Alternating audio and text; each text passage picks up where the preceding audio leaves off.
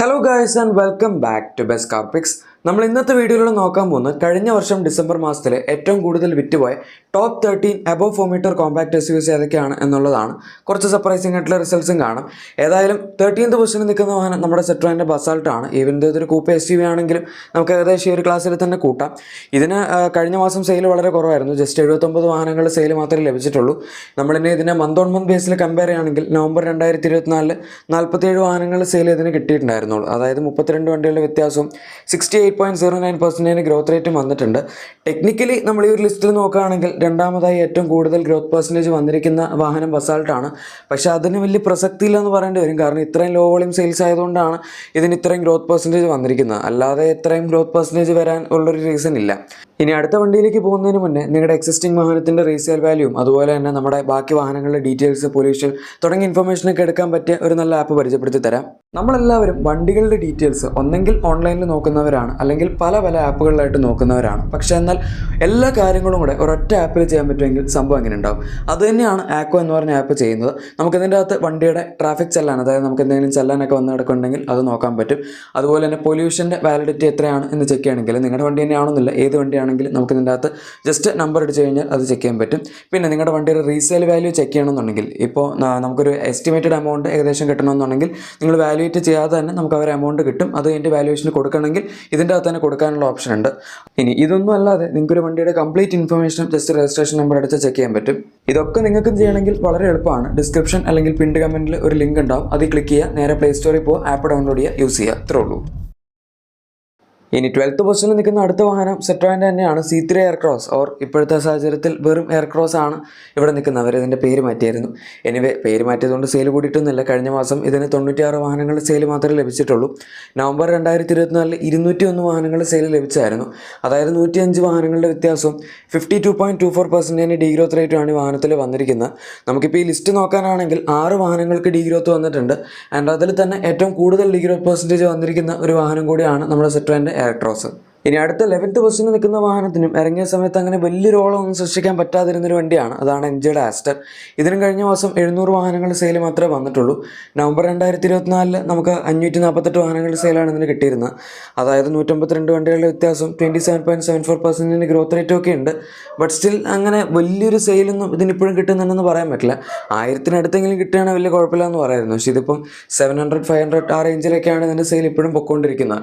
ഈ വണ്ടിക്കകത്ത് അങ്ങനെ ഔട്ട്സ്റ്റാൻഡിംഗ് ആയിട്ട് പ്രത്യേകിച്ചൊന്നും ഇല്ലാത്തതുകൊണ്ടായിരിക്കാം ചിലപ്പം സെയിൽ അങ്ങനെ ഒരുപാട് അങ്ങോട്ട് മുകളിലേക്ക് കയറാതിരുന്നത്. പക്ഷേ ഈ വണ്ടിയുടെ തന്നെ ഇലക്ട്രിക് വേർഷൻ്റെ സെയിൽ അത്യാവശ്യം മുകളിലേക്ക് കയറിയായിരുന്നു. അത് ഇറങ്ങിയ സമയം പോലെ തന്നെ നല്ല സെയിലുള്ളതാണ്. അതുകൊണ്ട് തന്നെ 10th പൊസിഷനിൽ നിൽക്കുന്ന വാഹനം MG ZS-EV ആണ്.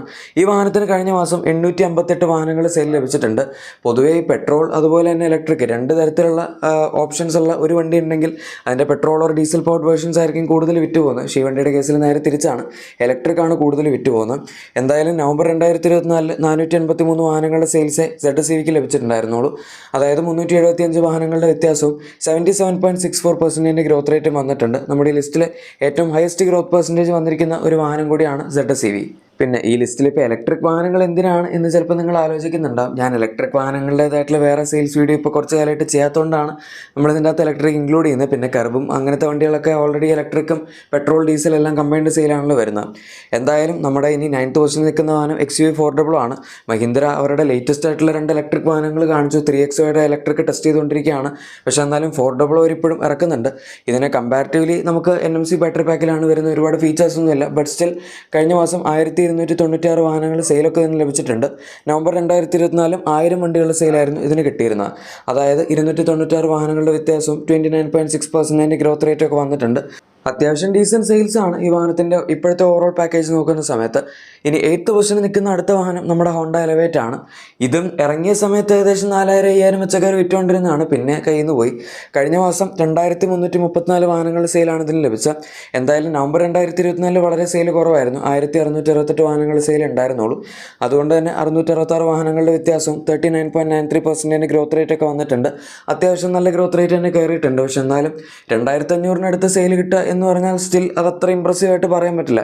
കുറച്ചും കൂടെ കൂടുതൽ അറ്റ്ലീസ്റ്റ് ഒരു 4000 5000 റേഞ്ചിലെങ്കിലും വന്നാൽ നമുക്ക് ഈ ഒരു സെഗ്മെൻറ്റിൽ അത്യാവശ്യം നല്ലൊരു പ്രോഫിറ്റ് കമ്പനി ഉണ്ടാക്കുന്നുണ്ട് എന്ന് പറയാൻ പറ്റുള്ളൂ.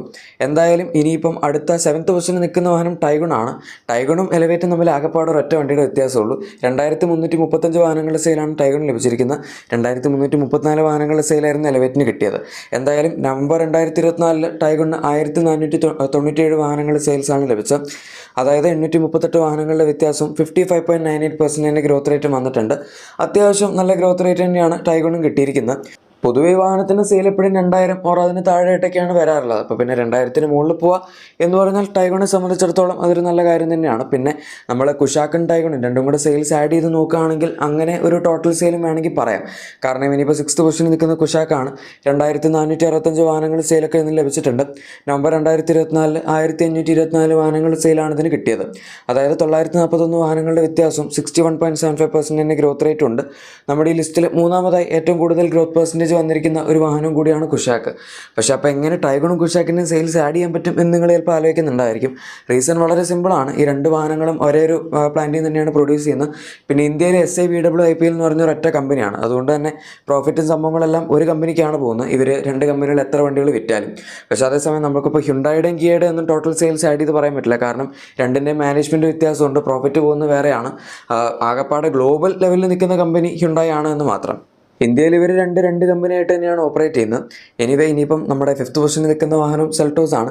സെൽട്ടോസിന് കഴിഞ്ഞ മാസം സെയിൽ വല്ലാതെ കുറഞ്ഞിട്ടുണ്ട്. ജസ്റ്റ് 2830 വാഹനങ്ങൾ സെയിൽ മാത്രമാണ് ഡിസംബർ 2024 ലഭിച്ചത്.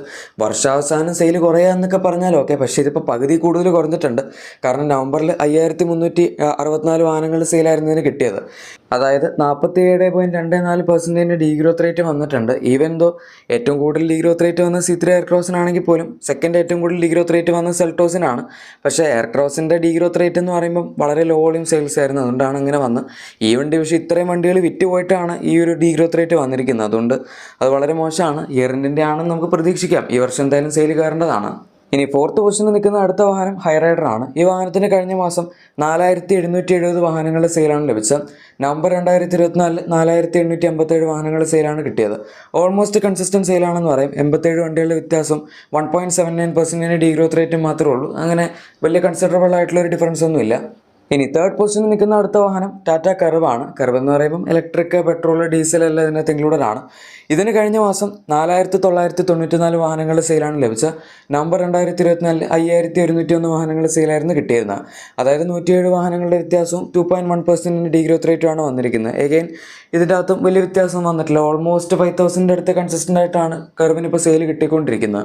അവർ ഇനീഷ്യലി പ്ലാനിട്ട് ഏകദേശം 5000 വിൽക്കുക എന്നുള്ളതായിരുന്നു. അതുകൊണ്ട് ആ ഒരു സെയിൽസ് ടാർഗറ്റ് ഇപ്പോൾ ടാറ്റ അച്ചീവ് ചെയ്യുന്നുണ്ട്. ഇനിയിപ്പം ഫ്യൂച്ചറിൽ ചിലപ്പോൾ അവർ ഇതിൻ്റെ ഒരു സെയിൽസ് ടാർഗറ്റ് കൂട്ടുകയാണെങ്കിൽ നമുക്ക് സെയിലും കൂടുന്നത് കാണാം. അത്രേ ഉള്ളൂ.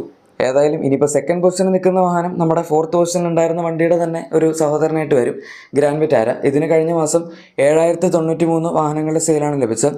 പക്ഷേ നവംബർ 2024 10148 വാഹനങ്ങളുടെ സെയിലും കിട്ടിയതായിരുന്നു. അതായത് വ്യത്യാസം വന്നിരിക്കുന്ന 3055 വാഹനങ്ങളുടെയും ഡീഗ്രോത്ത് റേറ്റ് 30.10% ആണ്. എഗെയിൻ നമ്മൾ ഈ ലിസ്റ്റിൽ നോക്കുകയാണെങ്കിൽ മൂന്നാമതായി ഏറ്റവും കൂടുതൽ ഡീഗ്രോത്ത് പെർസെൻറ്റേജ് വന്നിരിക്കുന്നത് ഗ്രാൻഡ് വിറ്റാരയ്ക്കാണ്. ഇതിൻ്റെയും സെയിൽ നമ്മൾ മന്ത് ഓൺ മന്ത് കമ്പയർ ചെയ്യുമ്പോൾ അത്യാവശ്യം നല്ല രീതിയിൽ തന്നെ വ്യത്യാസം വന്നിട്ടുണ്ട്. എഗെയിൻ ഇയറിൻ്റെ ആയിരിക്കും. ഇനിയിപ്പോൾ നമ്പർ 1 പൊസിഷനിൽ ആരാന്നുള്ളത് ഞാൻ പറയാതെ തന്നെ നിങ്ങൾക്ക് അറിയായിരിക്കും. അബവ് 4 മീറ്റർ കോമ്പാക്ട് SUV എന്ന് പറഞ്ഞാൽ സെയിലിൻ്റെ കാര്യത്തിൽ ക്രെറ്റ കഴിഞ്ഞ വേറെ വണ്ടിയുള്ളല്ലോ.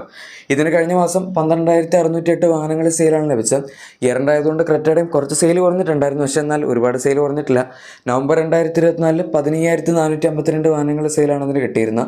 2844 വാഹനങ്ങളുടെ വ്യത്യാസം 18.41% ഡീഗ്രോത്ത് റേറ്റാണ് വന്നിരിക്കുന്നത്. എഗെയിൻ ഈ വർഷം എന്തായാലും സെയിൽ കയറും. അവർ ഇപ്പോൾ അടുത്ത് ക്രെറ്റ EV ഒക്കെ കാണിച്ചിട്ടുണ്ട്. ഇനിയിപ്പോൾ അതിൻ്റെ കൂടെ കമ്പൈൻഡ് സെയിൽ എങ്ങനെയായാലും ഒരു മാസം 16,000-17,000 വരെയൊക്കെ ഈസി ആയിട്ട് പോകുമായിരിക്കും. ഇനി വീഡിയോ കൺക്ലൂഡ് ചെയ്യുന്നതിന് മുന്നേ നിങ്ങളുടെ വണ്ടിക്ക് എന്തെങ്കിലും നല്ല ചെറിയ ആക്സസറീസ് അല്ലെങ്കിൽ ക്ലീനിങ് പ്രൊഡക്ട്സ് ഒക്കെ വേണമെന്നുണ്ടെങ്കിൽ തീർച്ചയായും നമ്മുടെ പ്രൊഡക്ട്സ് ടാഗ് അല്ലെങ്കിൽ ഡിസ്ക്രിപ്ഷൻ ചെക്കൗട്ട് ചെയ്യുക. എൻ്റെ അകത്ത് നിങ്ങൾക്ക് എല്ലാം ലഭിക്കുന്നതായിരിക്കും. ഇതാണ് കഴിഞ്ഞ മാസം ഏറ്റവും കൂടുതൽ വിറ്റുപോയ ടോപ്പ് 13 അബവ് 4 മീറ്റർ കോമ്പാക്ട് SUVസിൻ്റെ വീഡിയോ. ഇഷ്ടപ്പെട്ടെങ്കിൽ ഉറപ്പായും ലൈക്കും സബ്സ്ക്രൈബും ഷെയറൊക്കെ ചെയ്യുക. നമുക്ക് മറ്റൊരു വീഡിയോയിൽ കാണാം. Thank you for watching and good bye.